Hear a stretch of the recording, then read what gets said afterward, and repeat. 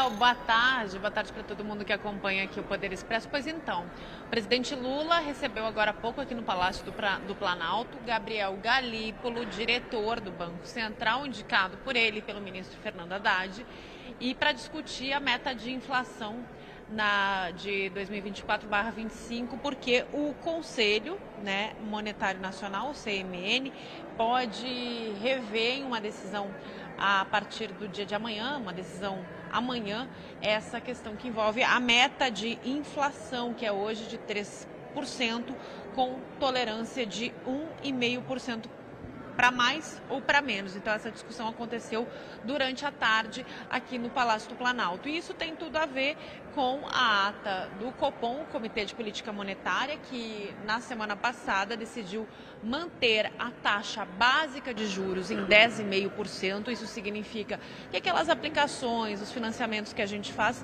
todos eles, os bancos usam essa taxa tendo como uma base para se nortear e oferecer esse tipo de produto no mercado financeiro.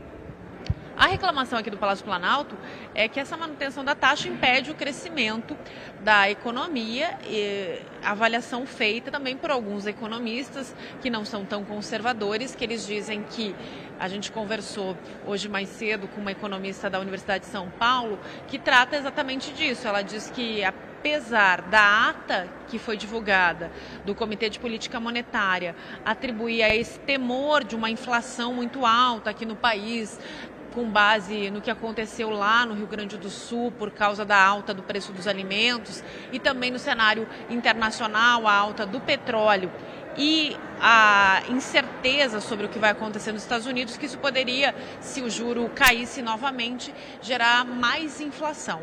Alguns economistas dizem que não, dizem que é uma visão muito conservadora do Banco Central e que isso impede o crescimento econômico para aquelas pessoas, aquelas famílias que querem fazer a aquisição de novos bens. Então isso está travando esse tipo de consumo. O fato é que a ata do Comitê de Política Monetária, apesar de já ter 4 integrantes indicados por Fernando Haddad, na prática é uma ata que sinaliza 2 coisas importantes: que as próximas reuniões, elas não devem ter queda, ou seja, Lula vai ter que engolir até o final deste ano, até o mês de dezembro, Campos Neto ainda como presidente do Banco Central, porque ele não deve sair antecipadamente, como se especula aqui em Brasília, e mais que isso, lidar com esse Copom que vai trabalhar pela manutenção dessa taxa.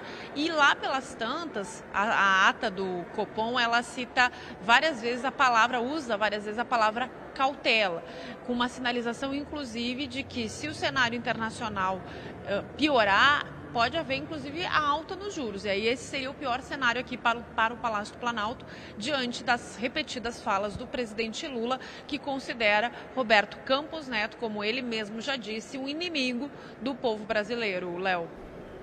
Curioso, Natália, essas informações, porque, na verdade, Lula, como você disse, está indo nessa grita contra o presidente do Banco Central, mas, de qualquer forma, tem ali a decisão unânime do Comitê do Banco Central em relação à taxa de juros, acabou incluindo ali uma pessoa da confiança do ministro Fernando Haddad.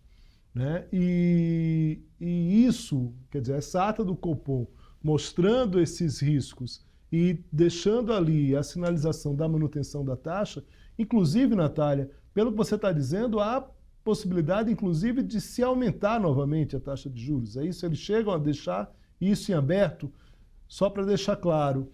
E, de certa forma, como o presidente Lula vai tratar isso daqui para frente, Porque aí vai ficar nessa grita, como você falou, mais sei lá quanto tempo, Na verdade, o que essas atas do Copom, elas são muito interessantes a gente ler toda ela, porque normalmente as principais mensagens, elas não estão escritas, elas estão implícitas entre um parágrafo e outro. E aí a gente já vai conversar com os secretários da Fazenda e com especialistas no assunto para dizer que lá pelas tantas, lá pelas tantas o Banco Central, nessa ata do Copom, reclama de que há um distanciamento entre a política monetária e a política fiscal. E aí há uma preocupação dos integrantes do Banco Central desse distanciamento. Hoje, inclusive, mais cedo, Gabriel Galípolo, que é diretor de política monetária, ele, num evento virtual em que ele participou em uma live do mercado financeiro, ele tentou colocar panos quentes para o que diz a ata, né? Ele diz, não, usamos a palavra interrupção para não, né, manter a queda nos juros que vinha acontecendo desde o mês de agosto do ano passado, mas o fato é que sim, a ata é uma ata conservadora e que ela sinaliza, se esse desarranjo entre política monetária e política fiscal continuar, esse é um outro motivo que faria ou o Banco Central defender aí nas próximas reuniões a manutenção dessa taxa, decidir pela manutenção dessa taxa, ou mesmo voltar a subir a Selic. Porque quando a gente fala para o grande público, se fala desse temor do Banco Central com a inflação.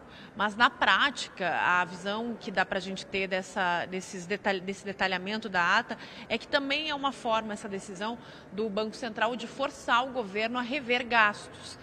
Que na prática esses diretores mais conservadores querem é uma revisão dos gastos públicos, para que daí sim, quando eles falam desse distanciamento entre a política monetária e a política fiscal, é sobre isso. Eles temem esse gasto, que é um gasto que o próprio presidente Lula já disse várias vezes que ele considera importante fazer, porque nem só o setor privado, nem só o setor público sozinhos eles conseguem manter a economia aquecida, e que essa é a opção deste governo, né, no governo Lula 1 e 2, isso já havia acontecido e agora acontece no governo Lula 3. Então, é uma visão divergente, claramente, e o que se fala é que, na prática, Lula vai ter que lidar com isso, pelo menos até o mês de dezembro. De outro lado, Gabriel Galípolo vem aqui no Palácio Planalto para discutir esse assunto, inflação, meta de inflação, já que o CMN se reúne amanhã para tratar desse assunto, e também faz um gesto em relação ao Palácio do Planalto, porque ele está ali naquela lista, no topo da lista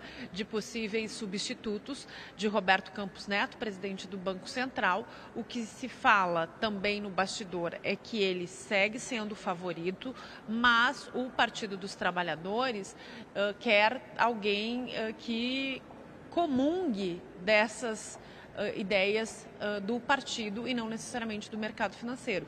E aí um dos nomes que se cita, um dos nomes levantados pelos petistas é de André Lara Rezende, o que a gente vai ter que acompanhar nos próximos meses, qual vai ser a decisão de fato do presidente Lula, porque, como a gente falou na semana passada, Lula faz a sua reclamação em público, faz a sua queixa em público de Roberto Campos Neto, mas a gente sabe que no bastidor ele já tem experiência política do terceiro mandato e sabe que não pode romper assim com o mercado financeiro, não faria uma afronta ao mercado financeiro ao indicar um nome para o Banco Central. Léo.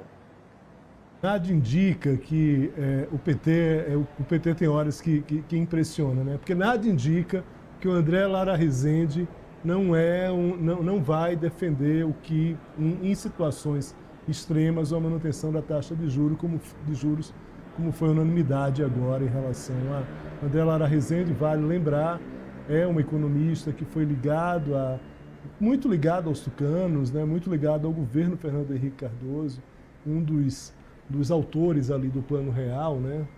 Que se destacou por isso.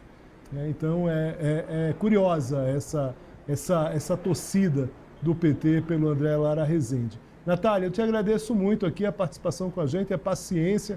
Acabou que a sessão do Supremo se desenvolveu mais do que a gente esperava, mas Natália gentilmente aqui entrou com a gente aqui, tem muito trabalho para fazer ainda. Natália, muito boa noite para você, bom trabalho.